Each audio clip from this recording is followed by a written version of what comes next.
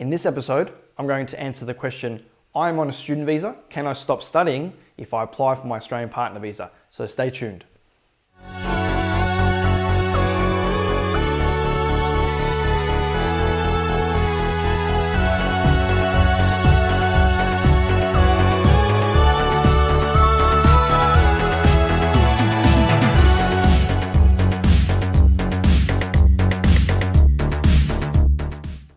Hi guys, Martin Salvo, registered migration agent and senior immigration lawyer at Salvo Migration with another episode of Partner Visa Secrets. And in this episode, we're going to talk about the topic or the question that we receive very, very commonly, which is, I'm on a student visa, can I stop studying if I apply for an Australian partner visa from onshore? Now, whenever we receive these questions from students, and like I said, it is very common. Obviously there are benefits to ceasing your study. Arguably one of the most logical is that, if you no longer need to study, you no longer need to obviously pay for your tuition fees, and that can save you a lot of money depending on exactly what it is you're enrolled to study here in Australia.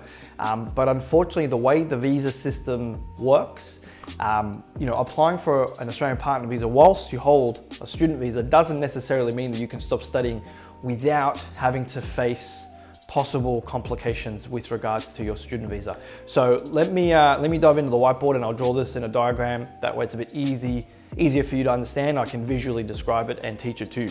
So let's say that you're in the country on your student visa.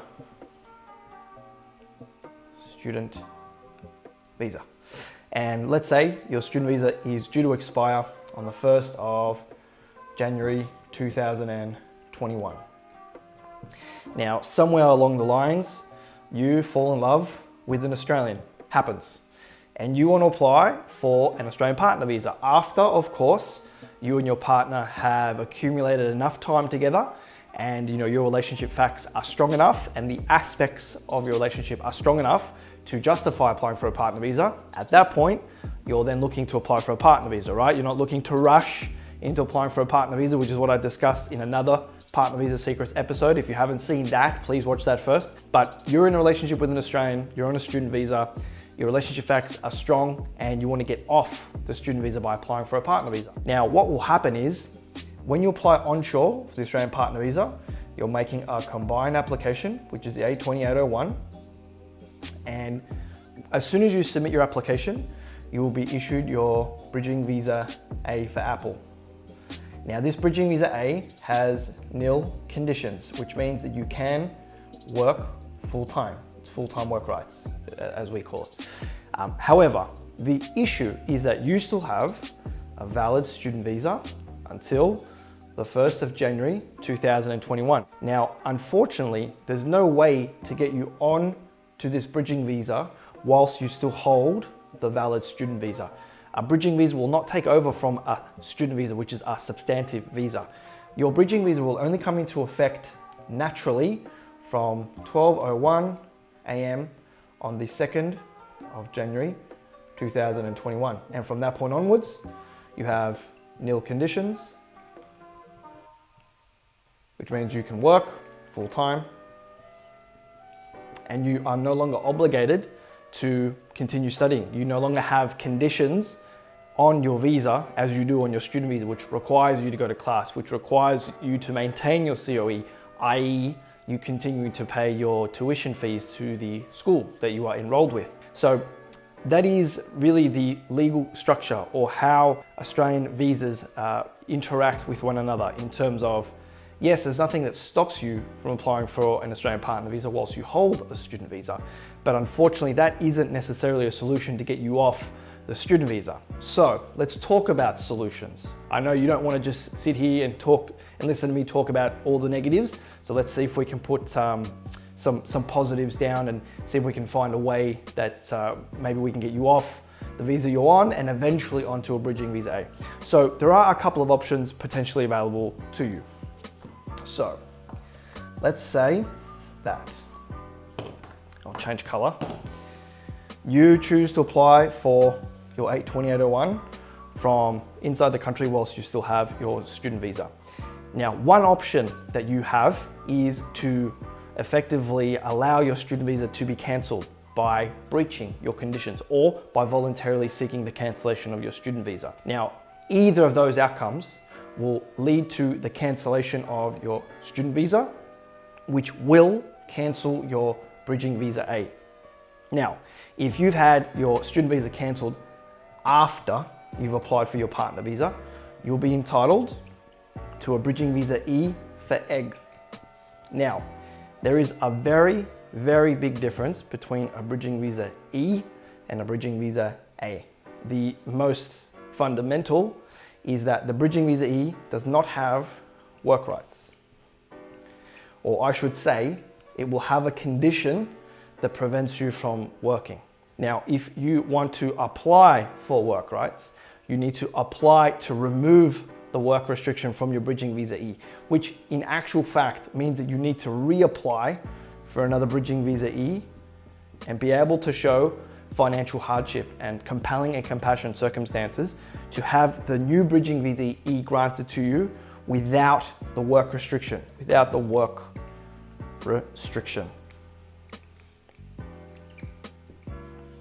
Now, the issue with this is that whether or not the department grant you work rights is a complete discretionary decision.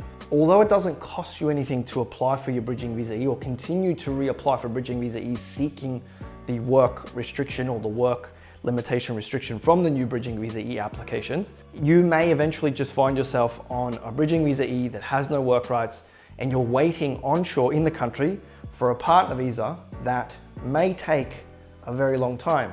At the time of filming this video, waiting times for onshore partner visas are approximately 24 to 30 months. I'm going to humbly predict that those processing times will blow out given everything that's happening with COVID and the impacts that is having on the department's ability to process applications.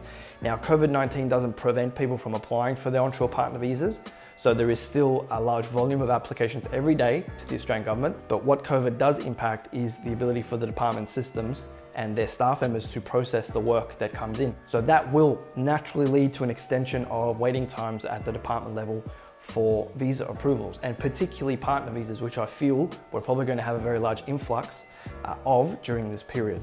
Back to the point, you may find yourself on a bridging visa E that has no work rights for a very long time whilst you're waiting for the onshore partner visa that you've applied for. The other thing you need to factor in as well is that the bridging visa E doesn't allow you to apply for a bridging visa B.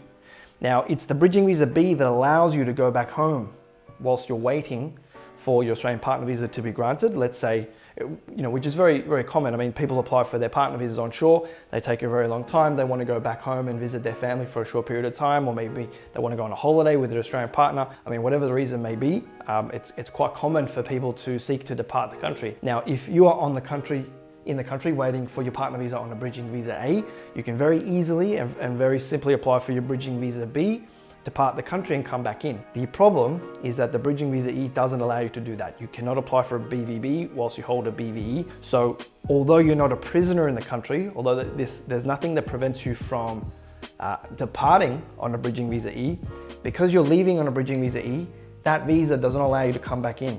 Consider a BVB as the key back into the country. It is your ticket, so to speak, that allows you to come back in, because it's the BVB that has the re-entry right, not the BVE. Not only might you find yourself on a bridging visa E with no work rights, but you may find yourself on a bridging visa E with no work rights and no simple solution for you to depart the country and re-enter. Now, the long-term issue with this is that if you do find yourself stuck outside the country and you can't obtain another visa to come back into the country, the 820 requires that you are onshore for the approval. So not only does it impact your choices or your options whilst you're waiting, but it could fundamentally affect the grant of your onshore partner visa. Now, that is one scenario, okay? So that may not necessarily be a solution, unless of course you are happy to wait onshore potentially on a bridging visa E with no work rights and no simple and effective method to depart and re-enter the country if you're looking to depart. There is one possible alternative option or a couple of possible alternative options. that may be slightly high risk, but I'll explain them anyway. Now, if you're in the country on your student visa, depending on a few factors, you may seek to apply for a 600 visitor visa. Now, if the visitor visa is granted over the top of the student visa, then you are no longer on your student visa. Now, the benefits of being on a visitor visa is that typically they can be granted for a shorter length of time. So you may be able to get a visitor visa granted to you for, let's say, 3 months. You look to apply for the onshore partner visa during this 3-month period. And then once your visitor visa expires, you will then go onto your bridging visa A, waiting for your partner visa. Now, there are certainly risks associated with this strategy. I'm not suggesting that it's suitable in all cases, but if it's approved, it does remove most of the issues that would be faced otherwise in terms of the alternative option, which is to have your student visa cancelled. There are some risks associated with this as well. Not only might it be refused, I mean, the 600, the visitor visas, one of the fundamental criteria is that you can show that you intend to stay temporarily. It's a GTE requirement. It's very subjective. There are, of course, questions that might be raised in terms of why you're now applying for a visitor visa, if you currently hold a student visa, or if you've previously held multiple student visas, if you've already been in the country for several years prior to the application of your visitor visa. There's a lot of things that the department will have to factor in. However, on the other side of that spectrum, on the other side of that scale, there is government policy which allows visitor visas to be granted to people that are specifically in relationships with Australians under certain circumstances. So if an application is prepared well and strategically, and if you are transparent with the department with your intention to apply for an onshore partner visa, you may be able to get the visitor visa approved. I can say that we have been successful in applying this strategy in other situations as well, so I can talk from experience, but there is never a guarantee, unfortunately.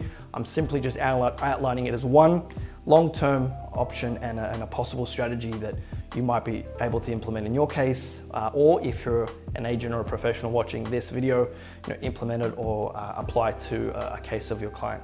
Now, some things that might happen if the visitor visa is approved, okay? Some things that we can't necessarily predict. It might have what's called an 8503, no further stay condition imposed. That's bad. If a no further stay condition is imposed, unless you can waive the no further stay, you can't apply for the onshore partner visa. So effectively that strategy becomes moot. That being said, I think that it would be harsh for the department to impose a no further stay condition in a case where an applicant applies for a visitor visa with the declared intention to apply for a partner visa, and they're able to demonstrate their relationship with the Australian citizen or permanent resident. Kind of doesn't make any sense for the department to be granting the visitor visa, but then imposing a no further stay. But at the end of the day, these are all variables and you can never always predict what a department case officer will do when presented with these facts. But just suffice to say that the no further stay condition might be imposed, and that is just part of the risks associated with this strategy. The other risk is that you can never predict necessarily how long of a visitor visa will be granted. Now, you may request a 1-month visitor visa or a 3-month or a 6-month visitor visa, but the case officer may, at their discretion, grant you a longer length visitor visa. Now, hypothetically, you might be granted a 12-month visitor visa, in which case you're going to be in a very similar situation to what you were in when you held your student visa. The only, I suppose, benefit is that you don't have to pay tuition fees on a student visa compared to the student visa. But if you have, or if you're granted a very long-term visitor visa, you're applying for your partner visa, your bridging visa A with work rights will not come into effect until that visa expires. So just another thing to factor in, another variable in this equation that you have to take into consideration. So guys, I hope this video answers the question, can I stop studying if I apply for my Australian partner visa, if I'm on a student visa? The simple answer to that is no, not necessarily. The long form answer was discussed in this video and hopefully presented in a clear and logical format with these diagrams. So that's it from me, guys. Martin, Salvo, thank you again for watching. Appreciate you taking the time to watch our videos, and I hope this helps.